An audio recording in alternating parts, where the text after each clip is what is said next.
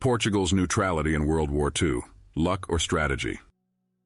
As World War II consumed Europe in a blaze of destruction, there was one curious exception to the chaos: Portugal. Bombs fell across London, Berlin, and Warsaw, invasions erased borders, and millions fell victim to violence and displacement. Yet amidst it all, Portugal remained intact, its cities untouched by war, and its people spared the worst ravages of the conflict. Was this an act of providence? Or was it the product of shrewd leadership and strategic diplomacy? To uncover the truth, we must journey into the heart of this mystery and explore the calculated moves that kept Portugal safe during one of history's darkest chapters. World War II was a total war, sparing no corner of the continent from its reach. Entire nations ceased to exist in the furious advance of Axis powers. But as Europe burned, Portugal seemed like an island of peace amidst chaos. That raises an intriguing question. How did this small Iberian nation manage to remain untouched in a world engulfed by conflict? From the start, Portugal's declaration of neutrality appeared straightforward, simply staying out of a war that was not its own. But the reality was anything but simple.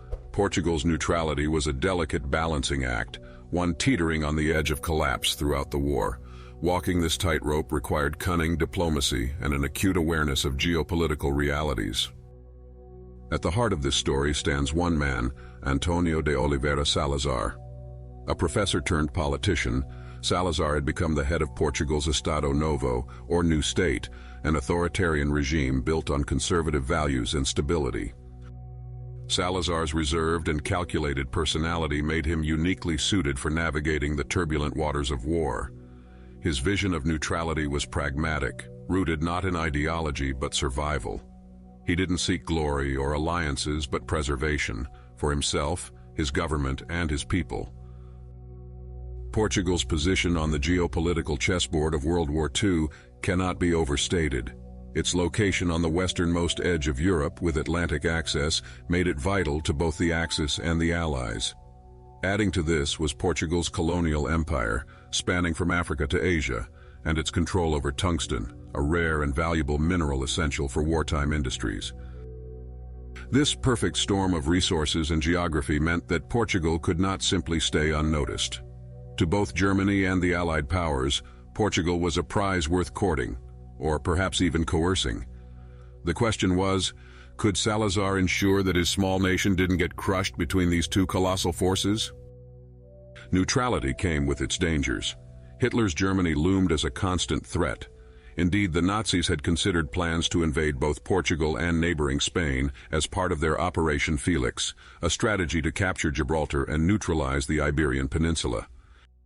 German forces, however, never crossed into Portuguese territory. Many historians point to Salazar's delicate negotiations with the Axis, particularly in allowing limited trade with Nazi Germany, as a reason for avoiding invasion. But Portugal's neutrality also hinged on careful dealings with the Allies, who were equally eager to wield influence in Lisbon. A key advantage for Portugal was its centuries-old alliance with Britain, dating back to the Treaty of Windsor in 1386. The Anglo-Portuguese alliance provided a foundation of trust between the two countries, giving Britain an inside track in influencing Portugal's policies. This alliance became especially critical when Portugal allowed the Allies to use the Azores, its strategically located islands in the Atlantic, for air and naval bases. This concession was presented as a neutral act, but proved invaluable to the Allied war effort, further ensuring Portugal's security without directly dragging the nation into the war. While Portugal declared neutrality, its capital, Lisbon, transformed into one of World War II's most vibrant hubs of espionage. Nestled between fascist Spain and the Allied-controlled Atlantic, Lisbon became a haven for spies, diplomats, and double agents. Here, secrets were traded over black market deals and whispered in smoky cafes. Both Axis and Allied spies operated openly, weaving an intricate web of intrigue that shaped the war behind the scenes. Lisbon's neutrality, combined with its cosmopolitan environment, made it the perfect stage for this shadowy theater. Portugal's wartime economy revolved around one critical resource: tungsten. This rare metal was indispensable for producing steel and armaments, and both Germany and Britain clamored to secure it.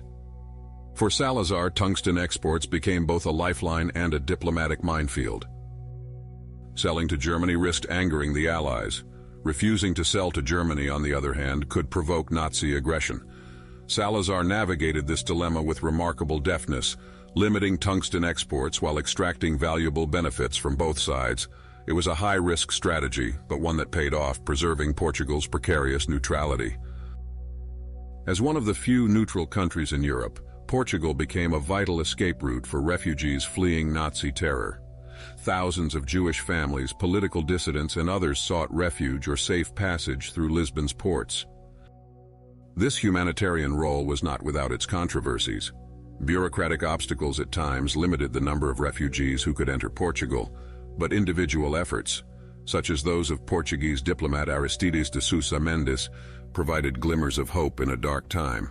Sousa Mendes defied orders to issue thousands of visas to refugees, an act of moral courage that Portugal would later recognize as a profound contribution to its history. Portugal's wartime stance was pragmatic above all else, and for some that pragmatism came with ethical compromises. Critics argue that Portugal's willingness to sell tungsten to Germany, even in limited quantities, may have prolonged the war.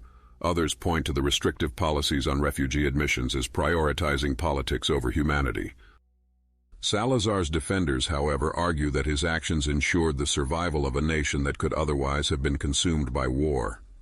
His focus was on maintaining sovereignty, protecting Portugal's people, and navigating an impossible array of challenges. Portugal's unique role in World War II leaves us with valuable lessons on the high-stakes complexities of neutrality. Far from a passive choice, neutrality required constant maneuvering and strategic concessions. Salazar's leadership exemplified how small nations could preserve their agency in a world dominated by great powers. However, neutrality also came with a price. By refusing to choose sides outright, Portugal walked a moral tightrope, its actions leaving a legacy that is debated to this day. As the war ended and Europe began to rebuild, Portugal emerged largely unscathed, not only physically but also geopolitically. Its neutrality allowed it to avoid the destruction that befell other nations, setting the stage for a relatively stable post-war period. Yet the years following World War II saw Portugal face new challenges, both domestically and abroad, as it navigated the shifting dynamics of the Cold War.